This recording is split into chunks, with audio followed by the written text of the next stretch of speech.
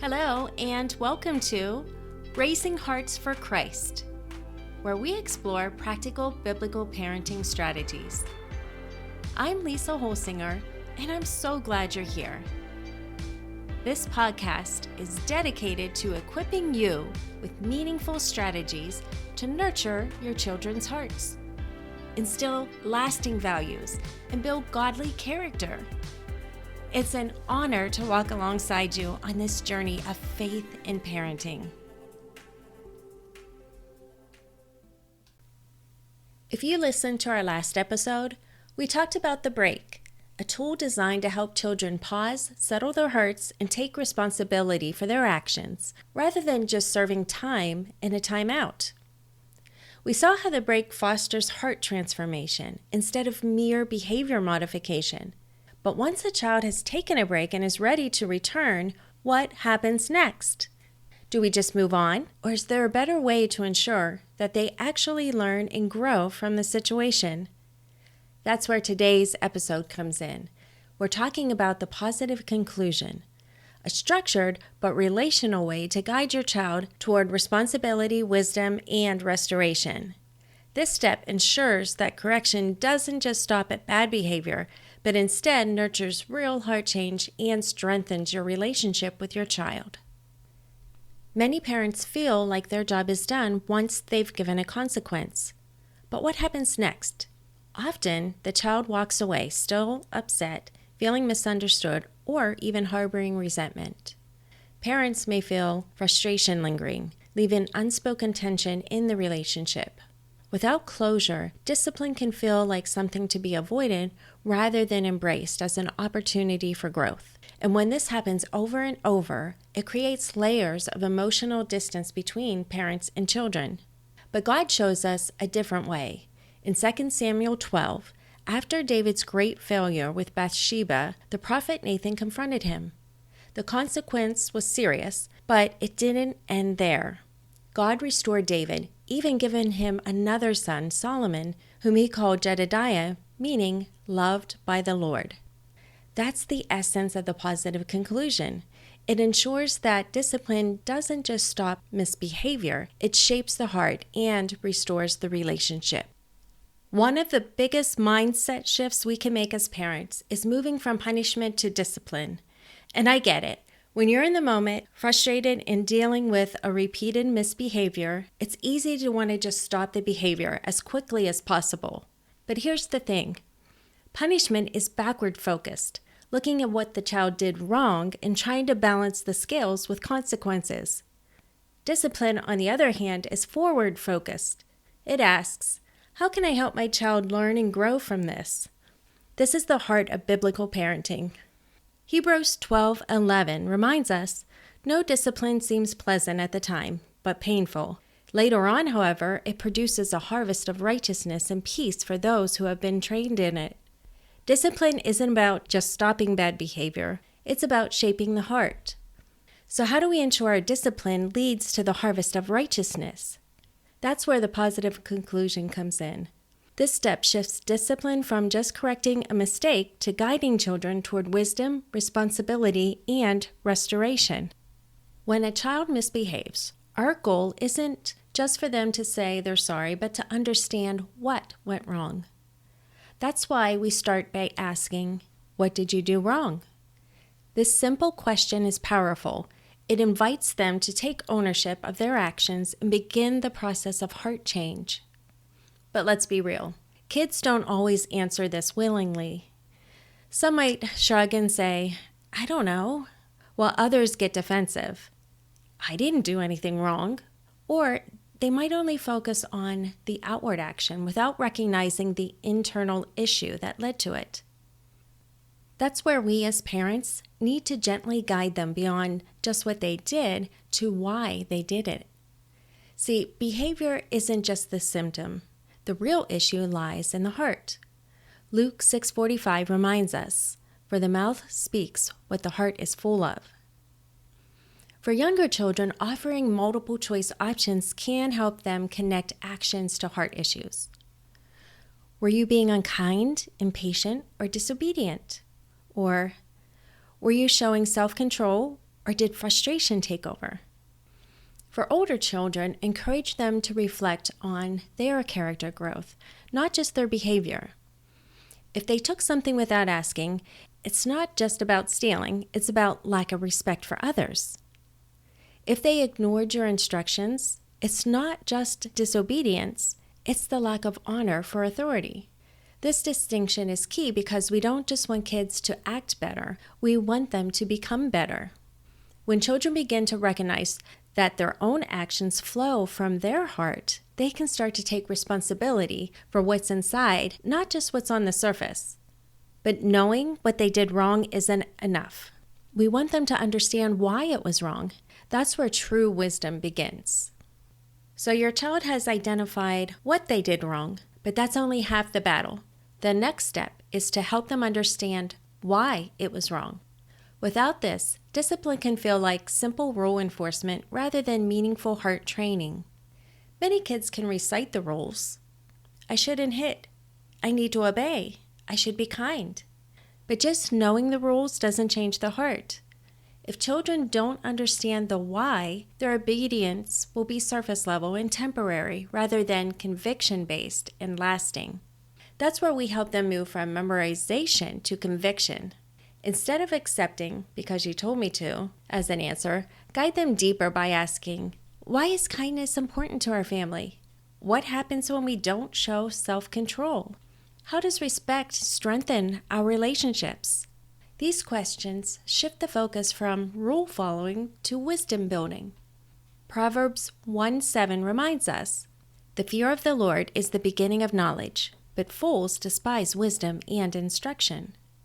We want to train our children to desire wisdom, not just comply out of obligation. For younger children, keep it simple and practical. If your preschooler hit a sibling, you might say, God wants us to be gentle and kind. Hitting hurts. What could you do instead when you feel mad? For older children, help them see the heart-level impact of their choices. When you talk back, it shows disrespect. How do you think that affects our relationship? Or, when you lied about finishing your homework, you lost my trust. Why is honesty important in our family? By tying correction back to biblical principles, we equip children with an inner moral compass, rather than just teaching them to follow the rules and avoid consequences. But knowing what's wrong and why it was wrong still isn't enough. The real transformation happens when they learn how to make a better choice next time. That's where training comes in. This is one of the most important yet overlooked steps. Often children are quick to say, I won't do it again, but that's not enough.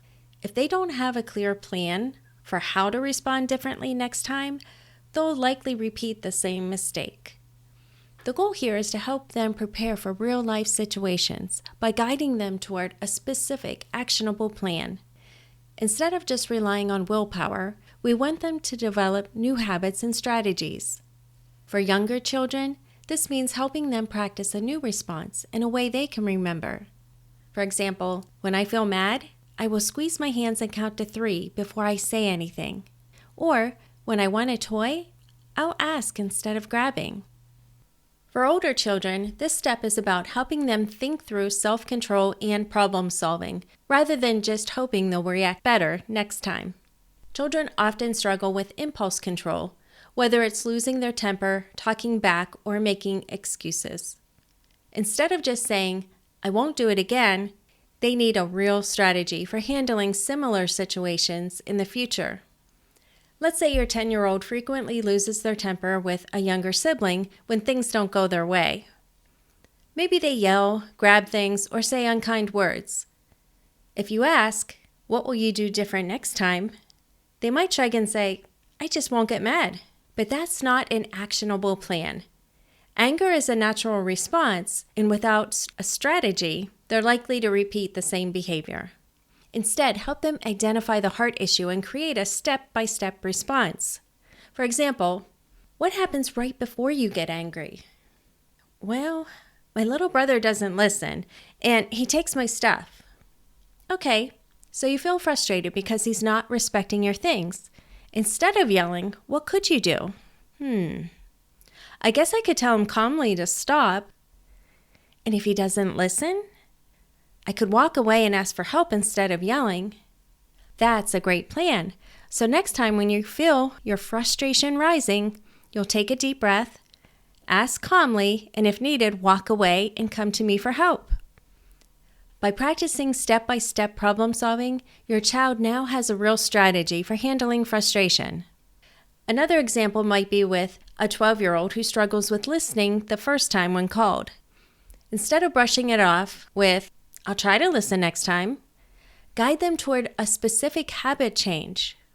For example, "What usually happens when I call you?" "I hear you, but I just want to finish what I'm doing." "That makes sense, but when you ignore me, I feel disrespected. How can you respond in a way that balances both?" "I guess I could say, 'Coming, Mom, so you know I heard you.'" "Exactly. And if you need a moment to finish something, how could you ask respectfully?" "I could say, 'Can I have one more minute?' instead of ignoring you."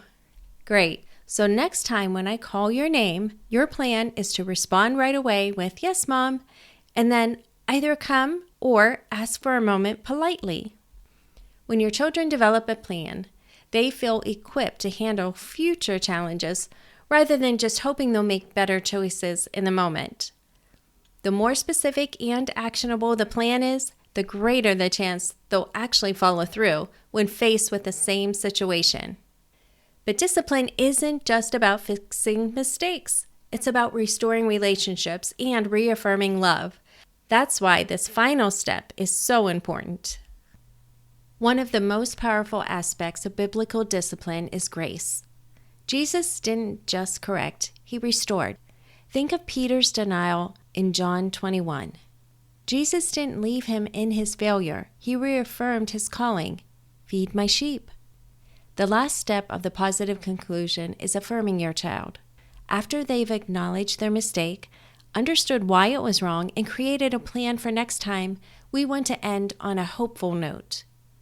A simple phrase like, "I believe in you," or "I know you can make a better choice next time," strengthens the bond and ensures correction isn't about shame.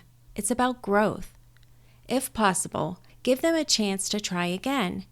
If they ignored your call earlier, say, "Okay, let's practice. I'll call you, and you show me how you respond." This turns correction into training, which is actually what Proverbs 22:6 encourages. Train up a child in the way he should go. Parenting isn't just about stopping bad behavior. It's about raising wise, godly children. The positive conclusion is a tool that helps you do just that. It teaches responsibility, guides children towards wisdom, and restores relationships, all while keeping our focus on the heart. So I encourage you, try this process consistently. It may feel repetitive at first, but over time it becomes a natural rhythm in your parenting. If this episode resonated with you, I'd love to hear from you. Email me at podcast@scriptureguidedparenting.com and let me know how the positive conclusion is working in your home. Thank you so much for spending this time with me today. Don't forget to subscribe to Raising Hearts for Christ on your favorite podcast platform and share this episode with friends who might need encouragement. Remember, train, trust, transform. Let's do this together. Until next time, take care and God bless.